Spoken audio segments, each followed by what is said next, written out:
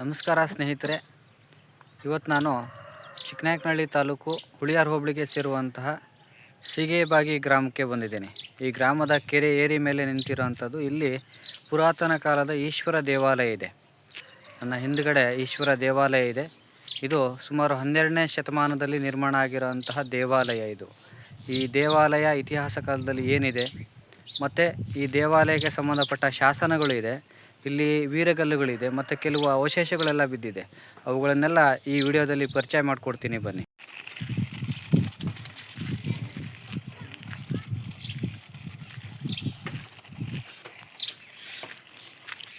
ಸ್ನೇಹಿತರೆ, ಇದು ಈಶ್ವರ ದೇವಾಲಯ. ಇದನ್ನು ಕ್ರಿಸ್ತಶಕ 12ನೇ ಶತಮಾನದಲ್ಲಿ ನಿರ್ಮಾಣ ಮಾಡಲಾಗಿದೆ. ಇದಕ್ಕೆ ನಿರ್ಮಾಣಕ್ಕೆ ಸಂಬಂಧಪಟ್ಟಂಥ ಶಾಸನ ಅಲ್ಲಿದೆ. ಇದು ದೇವಾಲಯದ ಒಳಭಾಗದಲ್ಲಿ ಶಿವಲಿಂಗ ಇದೆ. ಈ ಶಾಸನದಲ್ಲಿ ಚಟ್ಟೇಶ್ವರ ದೇವರು ಅಂತೇಳಿ ಕರೀತಾರೆ.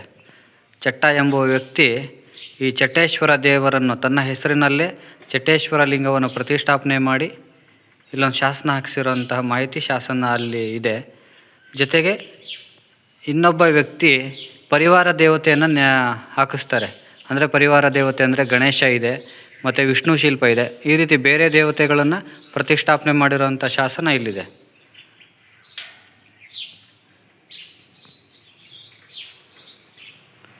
ಈಶ್ವರ ದೇವಾಲಯದ ಮುಂಭಾಗದಲ್ಲಿ ಜೋಡಿ ನಂದಿ ಶಿಲ್ಪ ಇದೆ ಮತ್ತು ಈಶ್ವರನ ಬಲಭಾಗದಲ್ಲಿ ಗಣೇಶನ ಶಿಲ್ಪ ಮತ್ತು ಎಡಭಾಗದಲ್ಲಿ ವಿಷ್ಣುವಿನ ಶಿಲ್ಪವನ್ನು ನಾವು ಕಾಣ್ಬೋದು. ಇತ್ತೀಚೆಗೆ ಇದನ್ನು ಜೀರ್ಣೋದ್ಧಾರ ಮಾಡಲಾಗಿದೆ ಈ ದೇವಾಲಯ.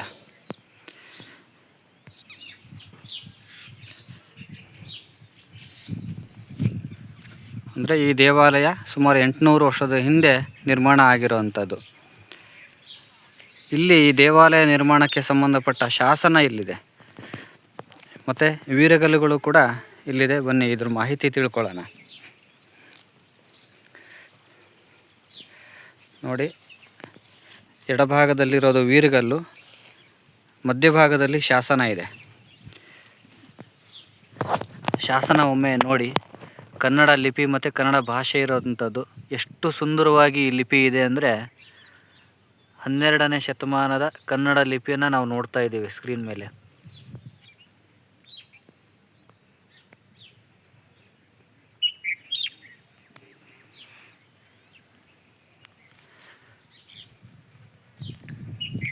ಈ ಶಾಸನ ದಾಖಲೆಯಾಗಿದೆ. ಎಲ್ಲಿ ದಾಖಲೆಯಾಗಿದೆ ಅಂದರೆ ಎಪಿಗ್ರಾಫಿಯ ಕರ್ನಾಟಕ ಸಂಪುಟ 24ರಲ್ಲಿ ಚಿಕ್ಕನಾಯಕನಹಳ್ಳಿ ತಾಲೂಕು ಶಾಸನ ಸಂಖ್ಯೆ 83ರಲ್ಲಿ ದಾಖಲೆಯಾಗಿದೆ. ಇದು ಮಾಹಿತಿ ಏನು ಹೇಳುತ್ತೆ ಅಂದರೆ ಕ್ರಿಸ್ತಶಕ 12ನೇ ಶತಮಾನದಲ್ಲಿ ಹೊಯ್ಸಳ 1ನೇ ನರಸಿಂಹನು ದ್ವಾರ ಸಮುದ್ರದಿಂದ ಆಳ್ವಿಕೆ ಮಾಡುವಂತಹ ಸಮಯದಲ್ಲಿ ಈ ಹುಳಿಯಾರು ಪ್ರದೇಶವನ್ನು ಸಾಮಂತರು ಆಳ್ವಿಕೆ ಮಾಡ್ತಾ ಇರ್ತಾರೆ. ಆ ಸಮಯದಲ್ಲಿ ಚಟ್ಟ ಎಂಬ ವ್ಯಕ್ತಿ ಇಲ್ಲಿ ಸೀಗೆಬಾಗಿಯಲ್ಲಿ, ಅಂದರೆ ಶಾಸನದಲ್ಲಿ ಸ್ಪಷ್ಟವಾಗಿ ಊರ ಹೆಸರಿದೆ, ಸೀಗೆಯಬಾಗಿ ಅಂತೇಳಿ. ನೀವು ಸ್ಕ್ರೀನ್ ಮೇಲೆ ಕಾಣ್ತಿರ್ಬೋದು, ಸೀಗೆಯಬಾಗಿ ಅಂತೇಳಿ. ಇದು ಸೀಗೆಯಬಾಗಿ. ಸೀಗೆಯಬಾಗಿಯಲ್ಲಿ ಚಟ್ಟೇಶ್ವರ ದೇವಾಲಯ ನಿರ್ಮಾಣ ಮಾಡಿ ಈ ದೇವಾಲಯದ ಪೂಜಾ ಕೈಂಕರ್ಯಗಳಿಗೆ ಇಲ್ಲಿ ಕೆರೆಯ ಹಿಂದಿನ ಗದ್ದೆ ಜಮೀನುಗಳನ್ನು ದಾನವಾಗಿ ಕೊಟ್ಟಿದ್ದಾರೆ. ಜೊತೆಗೆ ಮತ್ತೊಬ್ಬ ವ್ಯಕ್ತಿಯು ಪರಿವಾರ ದೇವತೆಯನ್ನು ಪ್ರತಿಷ್ಠಾಪನೆ ಮಾಡಿದಂತಹ ಮಾಹಿತಿ ಈ ಶಾಸನದಲ್ಲಿದೆ. ಇನ್ನು ವಿಶೇಷ ಅಂತೇಳಿದರೆ ಇಲ್ಲಿ ಈ ಶಾಸನವನ್ನು ಹೇಳಿದವರು, ಬರೆದವ್ರು ಬೇರೆ, ಹೇಳಿದವ್ರು ಬೇರೆ. ಅಂದರೆ ನಮಗಿಲ್ಲಿ ಅರ್ಥ ಮಾಡ್ಕೋಬೇಕಂದ್ರೆ ಶಾಸನವನ್ನು ಒಬ್ಬರು ಹೇಳ್ತಾರೆ, ಅದನ್ನು ಬರೆಯೋರು ಇನ್ನೊಬ್ರು ಇರ್ತಾರೆ ಅನ್ನೋದು ನಮಗೆ ಈ ಶಾಸನದಿಂದ ತಿಳಿದು ಬರುತ್ತೆ. ಈ ಶಾಸನವನ್ನು ಯಾರು ಬರೆದಿದ್ದಾರೆ ಅಂದರೆ ಕಾಳಿದಾಸ ಚತುರ್ವೇದಿ ಚಕ್ರವರ್ತಿ ಅನ್ನೋರು, ಈ ಬಿರುದು ಹೊಂದಿರುವಂತಹ ವ್ಯಕ್ತಿ ಬರೆದಿದ್ದಾರೆ. ಮತ್ತು ಇದನ್ನು ಹೇಳಿದವರು ಯಾರು ಅಂತೇಳಿದರೆ ಹಂಸದೇವ ಅನ್ನೋರು ಈ ಹೇಳಿರೋಂಥದ್ದು. ಅದೇ ಅವ್ರು ಹೇಳಿದಾಗ ಅವರು ಶಾಸನನ ಬರೆದಿದ್ದಾರೆ. ಬೈಚಗೌಡ ಅನ್ನೋರು ಪರಿವಾರ ದೇವತೆಯನ್ನು ಪ್ರತಿಷ್ಠಾಪನೆ ಮಾಡಿದ್ದಾರೆ. ಇಷ್ಟು ಅಂದರೆ 12ನೇ ಶತಮಾನದ ಕಾಲಾವಧಿಯಲ್ಲಿ ಈಶ್ವರ ದೇವಸ್ಥಾನವನ್ನು ಚಟ್ಟ ಎಂಬ ವ್ಯಕ್ತಿ ತನ್ನ ಹೆಸರಿನಲ್ಲಿಯೇ ಚಟ್ಟೇಶ್ವರ ಲಿಂಗವನ್ನು ಪ್ರತಿಷ್ಠಾಪನೆ ಮಾಡಿ ಇಲ್ಲಿ ದೇವಾಲಯಕ್ಕೆ ಹಿರೀಕೆರೆಯ, ಅಂದರೆ ಈ ಕೆರೆಯ ಹಿಂಭಾಗದಲ್ಲಿ ಗದ್ದೆ ಜಮೀನುಗಳನ್ನು ದಾನವಾಗಿ ಕೊಟ್ಟಿರುವಂತಹ ಮಾಹಿತಿ ಈ ಶಾಸನದಲ್ಲಿ ಇರುವಂಥದ್ದು. ತುಂಬ ಸುಂದರವಾದ ಕನ್ನಡ ಲಿಪಿ, ಕನ್ನಡ ಭಾಷೆಯಲ್ಲಿರುವಂಥ ಶಾಸನ ಇದು. ಈ ದೇವಾಲಯ ಈಗ ನೀವೇ ನೋಡ್ತೀರಿ, ಈ ದೇವಾಲಯ ನಿರ್ಮಾಣಕ್ಕೆ ಸಂಬಂಧಪಟ್ಟಂತಹ ಶಾಸನ ಇದು. ಇದರ ಪಕ್ಕದಲ್ಲಿ ಬಂದಾಗ ಇನ್ನೊಂದು ಶಾಸನ ಇರುವಂತಹ ವೀರಗಲ್ಲಿದೆ. ಈ ವೀರಗಲ್ಲಲ್ಲೂ ಕೂಡ ಕನ್ನಡ ಲಿಪಿಯನ್ನು ನೀವು ನೋಡ್ಬೋದು.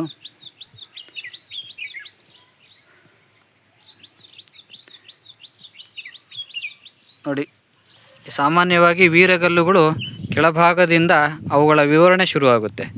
ಕೆಳ ಹಂತದಲ್ಲಿ ಇಲ್ಲಿ ವೀರರು ಹೋರಾಟ ಮಾಡುತ್ತಿರುವಂಥ ಶಿಲ್ಪವಿದೆ.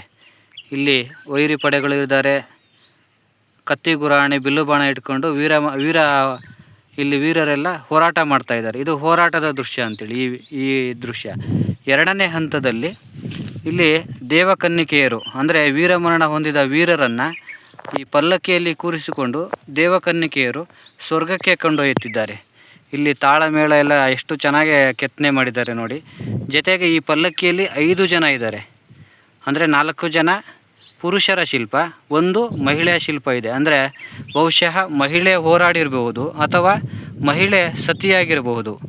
2 ಮಾಹಿತಿ ಆಗಿರೋ ಚಾನ್ಸ್ ಇದೆ.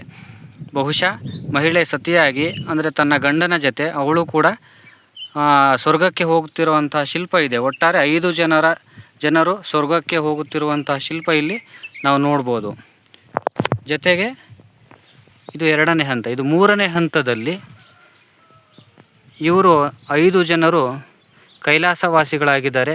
4 ಜನ ಪುರುಷರು ಮತ್ತು ಒಬ್ಬಳು ಮಹಿಳೆಯರು ಕೈಲಾಸವಾಸಿಗಳಾಗಿ ಕೈ ಮುಗಿದು ಶಿವಲಿಂಗದ ಮುಂದೆ ಕೈ ಮುಗಿದು ಕುಳಿತಿದ್ದಾರೆ. ಶಿವಲಿಂಗಕ್ಕೆ ಯತಿಯೊಬ್ಬ ಧೂಪದ ಬಟ್ಲು ಹಿಡ್ಕೊಂಡು ಎಡಗೈಯಲ್ಲಿ ಗಂಟೆಯನ್ನು ಹಿಡಿದು ಪೂಜೆ ಮಾಡುತ್ತಿರುವಂತಹ ಶಿಲ್ಪವಿದೆ. ಶಿವಲಿಂಗದ ಮುಂದೆ ನಂದಿಯ ಶಿಲ್ಪ ಇದೆ. ಮೇಲ್ಭಾಗದಲ್ಲಿ ಸೂರ್ಯಚಂದ್ರರ ಕೆತ್ತನೆ ಇದೆ. ಇವರು 5 ಜನ ಏನಿದ್ದಾರೆ, ಈ ಶಾಸನ ಇದೆ. ಇಲ್ಲಿ ಶಾಸನದಲ್ಲಿ ಇವರು ಯಾರು ಅಂತೇಳಿ ಶಾಸನದಲ್ಲಿ ದಾಖಲೆ ಮಾಡಿದ್ದಾರೆ. ಸ್ವಸ್ತಿ ಶ್ರೀ ಜಯಾಭ್ಯುದಯ ಶಕವರ್ಷ 1216ನೇಯ ಮನ್ಮಥ ಸಂವತ್ಸರದ ಮಾರ್ಗಶಿರ ಶುದ್ಧ 1 ಸೋಮವಾರದಲು ಸೀಗೆಯ ಬಾಗಿನ, ನೋಡಿ ಊರ ಹೆಸರಿದೆ, ಸೀಗೆಯ ಬಾಗಿನ ಗೋಪಗೌಡ, ಸೀಗೆಯ ಬಾಗಿಯ ಗೋಪಗೌಡ, ಆತನ ಮಕ್ಕಳು ಗೋಪಗೌಡನ ಮಕ್ಕಳು ಬೊಮ್ಮಯ್ಯ, ಹರಿಪಯ್ಯ, ಮಸಣಯ್ಯಂಗಳ 3 ಜೊತೆಗೆ ತಂದೆ 4 ಜನರು ಗೋಪಗೌಡ ಮತ್ತು ಅವ್ರ ಮಕ್ಕಳು ಯಾರ್ಯಾರು, ಆತನ ಮಕ್ಕಳು ಬೊಮ್ಮಯ್ಯ, ಹರಿಪಯ್ಯ ಮತ್ತು ಮಸಣಯ್ಯ. ಈ 4 ಜನರು ರಾಮನಾಥ ದೇವ ಅನ್ನೋರು ಹೊಯ್ಸಳರ ರಾಜ. ಇವನು ರಾಮನಾಥ 1295 ಕಾಲದ ಶಾಸನ ಇದು. ಕ್ರಿಸ್ತಶಕ 1295 ಕಾಲದಲ್ಲಿ ಈ ಭಾಗದಲ್ಲಿ ರಾಮನಾಥ ಆಳ್ವಿಕೆ ಮಾಡ್ತಿದ್ದಾರೆ. ಅವರ ಸೈನ್ಯಕ್ಕೆ ಇವರು ಸೇರ್ಕೊತಾರೆ. ಅಂದರೆ ಹೋರಾಟಕ್ಕೆ ಇಲ್ಲಿ ಯಾರ ಮೇಲೆ ಯುದ್ಧಕ್ಕೆ ಹೋಗ್ತಾರೆ ಅಂದರೆ ಇಲ್ಲಿ ಶಾಸನ ಇದೆ. ರಾಮನಾಥ ದೇವನ ಒಡಿಗೆಯಾಗಿ ಹೋಗಿ ಮರಳಿ ಬಂದು ಆರಗಲ್ಲ ಕಾದಿ, ಆರಗಲ್ಲ ಅನ್ನೋದು ಅದ್ರ ಮೇಲೆ ಆರಗಲ್ಲ ಅನ್ನೋ ಪ್ಲೇಸ್ ಇದು. ಆ ಆರಗಲ್ಲ ಮೇಲೆ ಕಾದಿ ವಾಪಸ್ ಬರಬೇಕಾದ್ರೆ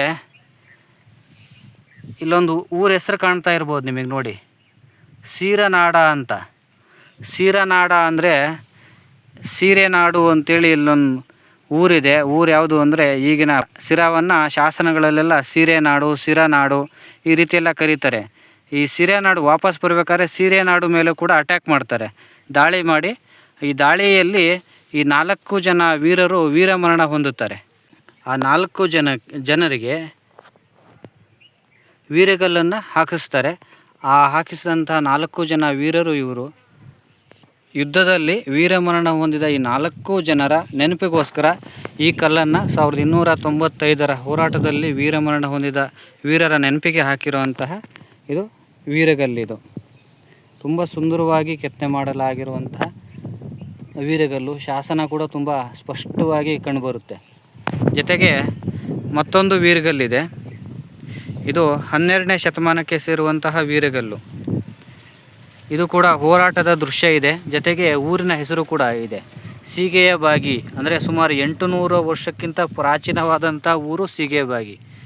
ಇಲ್ಲಿ ಹೋರಾಟದ ದೃಶ್ಯ ಏನಾಗಿದೆ ಅಂದರೆ ಮಣ್ಣಲ್ಲಿ ಮುಚ್ಚೋಗಿದೆ, ಅದು ನಮಗೆ ಕಂಡುಬರೋದಿಲ್ಲ. ಆದರೆ ಎರಡನೇ ಭಾಗದಲ್ಲಿ ಅಪ್ಸರೆಯರು ವೀರನನ್ನು ಸ್ವರ್ಗಕ್ಕೆ ಕೊಂಡೊಯ್ಯುತ್ತಿರುವಂತಹ ಶಿಲ್ಪವಿದೆ. ಮೂರನೇ ಹಂತ, ಈ ಹಂತದಲ್ಲಿ ವೀರ ಕೈ ಮುಗಿದು ಸ್ವರ್ಗಸ್ಥದಲ್ಲಿ ಕುಳಿತಿದ್ದಾನೆ ಮತ್ತು ಯತಿ ಶಿವಲಿಂಗಕ್ಕೆ ಪೂಜೆ ಮಾಡ್ತಿರೋಂತಹ ಶಿಲ್ಪ ನಂದಿಯ ಶಿಲ್ಪವಿದೆ. ಇಲ್ಲಿ ಯತಿಯನ್ನು ಗಮನಿಸಿದರೆ ನೀವು ಜಟಾಧಾರಿ ಯತಿಯನ್ನು ಕಾಣ್ಬೋದು. ಇಲ್ಲಿ ವೀರ ಯಾರು ಅಂತೇಳಿ ಇಲ್ಲಿ ಶಾಸನದಲ್ಲಿ ಬರೆದಿದೆ, ಇಲ್ಲಿ ಕನ್ನಡ ಭಾಷೆಯಲ್ಲಿರುವಂಥದ್ದು. ಈ ವೀರ ಸೀಗೆ ಬಾಗಿ ಹಸುಗಳನ್ನು ಯಾರೋ ಕಳ್ಳರು ಬಂದು ಕತ್ಕೊಂಡು ಹೋಗ್ತಿದ್ದಂತಹ ಸಂದರ್ಭದಲ್ಲಿ ಬೈಚಗೌಡ, ಈ ವೀರನ ಹೆಸರು ಬೈಚಗೌಡ, ಈ ಸೀಗೆ ಬಾಗಿ ಹಸುಗಳನ್ನು ಕತ್ಕೊಂಡು ಹೋಗ್ತಿದ್ದಂಥ ಸಂದರ್ಭದಲ್ಲಿ ಬೈಚಗೌಡನು ಅವರನ್ನು ಹಿಮ್ಮೆಟ್ಟಿಸಿ ಹೋರಾಟ ಮಾಡಿ ಹಸುಗಳನ್ನು ಹಿಂದಕ್ಕೆ ಕರೆತಂದು ವೀರಮರಣ ಹೊಂದಿದಂತಹ ಈ ಬೈಚೇಗೌಡನ ನೆನಪಿಗೆ ಈ ಸ್ಮಾರಕ ಶಿಲ್ಪವನ್ನು ಹಾಕಲಾಗಿದೆ. ಇಷ್ಟು ಈ ಮೂರು ಶಾಸನ ಇರೋವಂಥದ್ದು, ಜೊತೆಗೆ ವೀರಗಲ್ಲು ಶಾಸನ ಇರೋ ವೀರಗಲ್ಲು, ಈ ಮೂರುಗಳ ಪರಿಚಯ ನೀವು ಮಾಡಿಕೊಂಡ್ರಿ. ಜೊತೆಗೆ ಇಲ್ಲಿ ಕೆಲವು ಶಿಲ್ಪಗಳಿದೆ ನೋಡಿ. ಈ ಶಿಲ್ಪ 2 ಚೂಪಾದ ಕಂಬಗಳಿದೆ, ಅದ್ರ ಮೇಲೆ ಇಬ್ಬರು ವ್ಯಕ್ತಿ ಕೂತಿರೋ ತರಹ ಇದೆ. ಅಂದರೆ ಈ ಶಿಲ್ಪ ಏನಂತ ಕರೀತಾರೆ ಅಂದರೆ ಗುಂಡಯ್ಯ ಬ್ರಹ್ಮಯ್ಯ ಶಿಲ್ಪ ಅಂತ ಕರೀತಾರೆ. ಇವರು ಬಲಿದಾನ ಮಾಡ್ಕೊತಿರೋಂಥ ಶಿಲ್ಪ ಇದು. ಇನ್ನೊಂದು ಈ ಶಿಲ್ಪ ಭೈರವನ ಮೂರ್ತಿ. ಜೊತೆಗೆ ಇನ್ನೊಂದು ಶಿಲ್ಪ ಇದೆ, ಇಲ್ಲಿ ಬರೀ ತಲೆಯ ಭಾಗ, ಮುಂಡದ ಭಾಗ ಮಾತ್ರ ಇಲ್ಲಿ ಕಂಡು ಬರುತ್ತೆ. ಇದು ಯಾವ ಶಿಲ್ಪ ಅಂತ ನಮಗೆ ಗುರುತಿಸೋಕ್ಕಾಗೋದಿಲ್ಲ. ಇಷ್ಟು ಇತಿಹಾಸ ಇರುವಂತಹ ಈ ಸೀಗೆಬಾಗಿಯಲ್ಲಿ ನೋಡಿ ಶಾಸನ ವೀರಗಲ್ಲುಗಳು ಇವು ಯಾವ ರೀತಿ ಇದೆ. ಇಲ್ಲೆಲ್ಲ ತುಂಬ ಕಸ ಇತ್ತು, ನಾನು ಪೂರ್ತಿ ಸ್ವಚ್ಛ ಮಾಡಿ ಈ ವಿಡಿಯೋನ ಮಾಡ್ತಾಯಿದ್ದೀನಿ. ಇದನ್ನು ಸ್ಥಳೀಯರು ಇಲ್ಲಿ ಸೀಗೆಬಾಗಿ ಗ್ರಾಮದವರು ಇದನ್ನೆಲ್ಲ ನೀಟಾಗಿ ಸಂರಕ್ಷಣೆ ಮಾಡ್ಕೊಂಡು ಇಟ್ಕೊಂಡ್ರೆ ಅವರ ಇತಿಹಾಸ, ಈ ಗ್ರಾಮದ ಇತಿಹಾಸ ಇನ್ನೂ ಮುಂದಿನ ಪೀಳಿಗೆಗೆ ನಾವು ತಲುಪಿಸೋದಕ್ಕೆ ಮತ್ತು ಇತಿಹಾಸದ ಕುರುಹುಗಳನ್ನು ನಾವು ಸಂರಕ್ಷಣೆ ಮಾಡ್ಕೊಳ್ಳೋದಕ್ಕೆ ಅನುಕೂಲ ಆಗುತ್ತೆ ಅಂತೇಳಿ ನಾನು ಭಾವಿಸ್ತೇನೆ. ತುಂಬ ಧನ್ಯವಾದಗಳು.